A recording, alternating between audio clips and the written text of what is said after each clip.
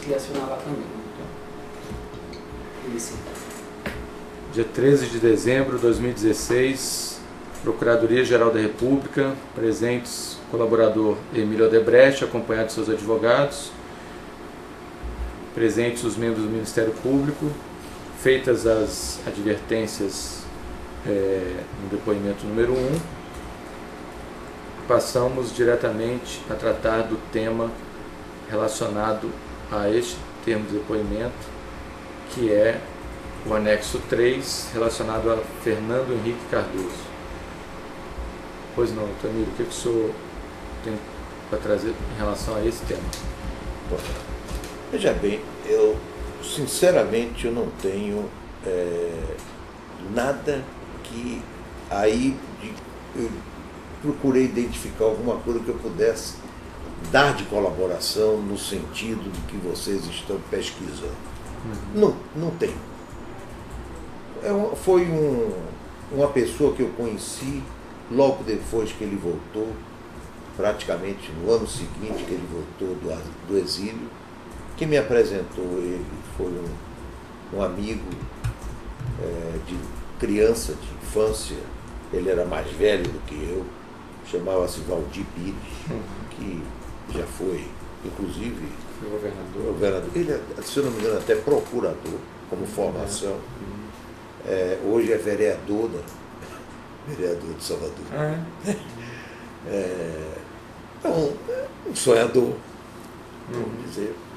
Mas ele que me apresentou a Fernando Henrique naquela época.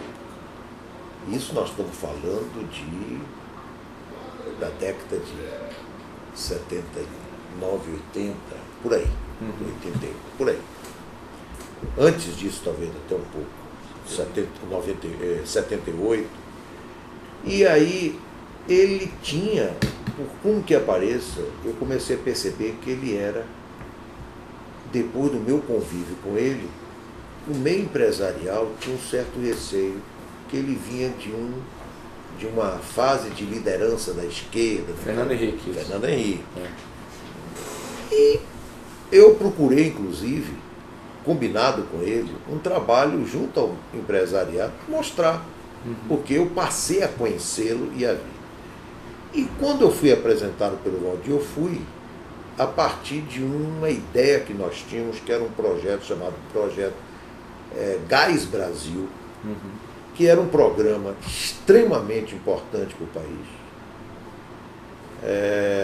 que tinha a ver com o quê? Pegar gás da Argélia, predominantemente, que praticamente era um gás de altíssima qualidade, era quase condensado, que atenderia todas as necessidades naquele momento da petroquímica e para o futuro de crescimento da petroquímica, Argentina e Bolívia, onde nós pagávamos esse gás, nós tínhamos feito todo esse programa, pagávamos esse gás com exportações de bens e serviços brasileiros. Era um alto negócio para todo mundo, para a indústria brasileira, para o país, para tudo. E mais uma vez, aqueles problemas da Petrobras, que na matriz energética, se o gás entrasse, ele substituiria o óleo combustível, cujo programa de óleo combustível a Petrobras não tinha muitas alternativas. Ou seja, como ela sempre fez durante toda a vida dela, predominava os interesses, não do país, o interesse dela, apesar do controle ser um controle de Estado. Muito bem. E por mais que a gente tivesse investido nisso, ele tivesse ajudado junto a... Porque o São Paulo ia comprar grande parte, o motivo de ele ter, vamos dizer, ser inserido na contribuição, era porque ele precisava de ajudar aberturas para a gente dialogar para que o mercado de São Paulo absorvesse parte disso, desse gás. Mas ele tinha algum cargo público? Nada, já nessa época? Nenhum cargo. Ele ia ajudar em que sentido? Por ser uma no sentido que ele comprou a ideia do projeto. Ele entende. Ele sempre foi como, apesar da maioria não acreditar, mas eu sou testemunha, como o próprio Lula. Era entusiasta. Ele comprava esse projeto, esse e outros que ele comprou, porque foi, por exemplo, quando aí ele, senador, nós contribuímos com toda a experiência que nós já tínhamos absorvido no exterior, etc. Todo o processo, a lei de concessão hoje existente, foi ele que fez, com todo o respaldo, com toda a contribuição nossa, trazida experiência de como isso era feito no hemisfério norte. Os programas vinculados à questão de seguro-garantia, para dar tranquilidade ao cliente quanto à performance das empresas na entrega dos empreendimentos, etc. Também era uma experiência que nós tínhamos absorvido lá dentro dos Estados Unidos, e trouxemos, ele comprou, e aí ele comprou e fez com que isso surgisse e passou a ser uma política pública. E assim por diante, não vou me estender aqui, foram várias. Então, essa sempre foi uma relação que nós tivemos com ele desde o nascedouro, pelo alinhamento que nós tínhamos, porque nós tínhamos e temos a consciência que não existe organização realmente forte num país fraco. Então é preciso as duas coisas estarem juntas. Por isso que sempre no exterior, nesses países, nós sempre procuramos fazer empreendimentos que gerassem riqueza real, multiplicadora dentro daqueles países. Porque era a forma de a gente fazer com que o nosso crescimento tivesse casado com o crescimento desses países clientes. A mesma coisa a nível de Brasil. E essas pessoas enxergavam isso, viam isso. E toda a nossa estrutura foi formada com esse espírito. Nós não podemos estar conversando com essas autoridades simplesmente visando os nossos interesses. Porque nós, para podermos ter um futuro nesses países onde nós atuamos, inclusive no Brasil, nós temos de ajudar ao crescimento quantitativo e qualitativo desses países. Pronto. E ele sempre foi um homem que aceitou. Então essa foi... Mas aí o senhor deu essa contextualização. Exato. Porque o senhor trouxe um anexo aqui, aí o anexo tem que ter um fato que o senhor julgou, o senhor, seus advogados, julgou relevante para a investigação da Lava Jato. Algum fato ilícito. Qual é o fato ilícito? Ilícito. Eu não vi aí fato ilícito. Nem... Então... Desculpa. Como todos, é que a ajuda de campanha eu sempre dei a todos eles. Sim. E a ele também dei. Mas vamos só fazer uma diferenciação. E com certeza teve ajuda de caixa oficial e não oficial. Se ele soube ou não, eu não sei. Tanto que eu também não sabia.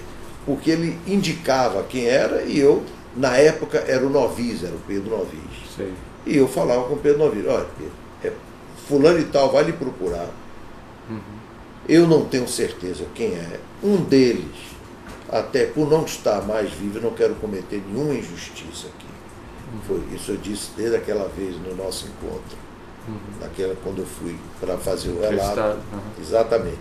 Então, eu tenho certeza, eu não tenho dúvida que houve alguma coisa que teve de caixa 2 e de caixa oficial. Tá. Se ele soube ou não, eu acho até que não deve ter sabido. Tá. Eu também não sabia desses detalhes, porque eu dava e dizia que era para atender mesmo. Então vai fulano e tal lhe procurar Novis, como eu dizia também para Marcelo, e eles então operacionalizaram. Tá. Então tá bom. Só para esclarecer uma coisa aqui, doutor Emílio, para a gente, assim, que tem a obrigação de... Nós somos do Ministério Público, fiscalizar a lei, e para a gente considera a doação eleitoral aquela que é registrada no Tribunal Eleitoral, Regional Eleitoral, no Tribunal Superior Eleitoral, e é feita devidamente contabilizada. Isso é uma doação de campanha. O dinheiro pago por fora, em espécie, com esse nome, com esse eufemismo Caixa 2, se a pessoa é um servidor público, isso é corrupção. Se tem um servidor público envolvido, é corrupção. Então, é só para fazer essa diferenciação. Agora, nesse caso também, se o senhor não tratou com ele diretamente pagamento de valores ilícitos, que seriam esse caixa 2, me parece que esse anexo aqui não tem relevância para a gente, para nosso caso aqui. A gente vai manter o depoimento, mas a nossa relevância aqui é ilicitude, é fato ilícito que tem uma pessoa que sabe, ou pediu, ou solicitou, ou recebeu dinheiro ilícito, que são aqueles pagos por fora. Então, não sei se os colegas querem acrescentar ou fazer algum comentário. Só se ele identifica, o senhor identifica as pessoas que Pediram por ele, pediram por ele, né? O senhor se recorda? Não, ele me pediu. Todos eles. Mas ele pediu... Ele pediu, Emílio, você pode me ajudar no programa da campanha? Isso ele pediu. Antes de 94? 93, né? 93, porque 94 foi quando ele tomou posse. Isso é campanha presidencial, né? Presidencial. Estou falando presidencial. Campanha. Também quando ele foi senador. Por exemplo, sem dúvida, eu ajudei a ele quando foi senador. Então, Mas a mesma coisa. Ele me... Emílio, vocês conhecem a figura? Então, olha, ele jamais iria falar comigo alguma coisa de valor. Não fala. entendi. Não fala. Então ele indicou, mas ele indicou alguém? Eu pergunto Indicou. pro colega. O senhor lembra quem Indicou. foi? Não me lembro. Por isso que eu estou... Eu acho, mas como eu não tenho certeza, eu não gostaria, porque a pessoa é falecida. Entendeu? A reeleição também teve. A reeleição teve... Também a mesma coisa. A mesma coisa. Fora Entendeu? desses períodos eleitorais, o senhor se recorda de alguma reunião que foi pedida? Com ele, não, ele nunca. Não eram os temas com ele. Olha, os temas com o Fernando Henrique eram todos, ou eu mostrava determinada presença na petroquímica, como eu coloquei algumas coisas aí, mostrando a ele o absurdo das coisas que a Petrobras estava fazendo, dando ideias, levando para ele. Muitas coisas ele aceitava, fazia ou não. Por exemplo, quebra dos monopólios. Nós ajudamos na quebra dos monopólios. Inclusive, sobre a parte de telecomunicações, nós chegamos a montar uma sociedade privada, se eu não me engano, 3 ou 4 empresas, uma delas era até a Globo, fazendo parte. Contratamos alguém de lá de Minas Gerais para ser o presidente dessa entidade, para buscar todas as informações e embasamento do que acontecia no mundo, para que isso facilitasse aquilo que era a decisão de governo de quebra do monopólio da telecomunicações, da parte do petróleo e outras coisas. Fizemos essas contas. Então, era isso que nós fazíamos, contribuindo com coisas que nós acreditávamos e que era prioridade do governo. Olha, Fernando Henrique, inclusive, só uma coisa que eu queria que me deixa muito tranquilo, que eu não estou com, vamos dizer, não é falha de memória, é que foi o presidente, na realidade, que não fez investimentos. A grande crítica a Fernando Henrique é que não houve investimento na área de infraestrutura. Foi o presidente que menos investiu, porque ele tinha um ministro da Fazenda, uma pessoa competente, séria, mas era um mão de muquirana, desculpa a expressão, era usado muito no Nordeste, né? Muquirana, que não deixava, então não houve investimentos na área de infraestrutura e outras coisas mais. Agora, ele fez o quê? Cresceu qualitativamente a mentalidade do brasileiro, etc. E isso ele teve um papel, o governo dele, fundamental. E graças a Deus o outro não destruiu isso no primeiro mandato, mas começou a achar outras coisas. Não se recorda dos valores, não? Do Fernando Henrique. Eu não sei se se foi dado alguma coisa, foi? De valores. De valores.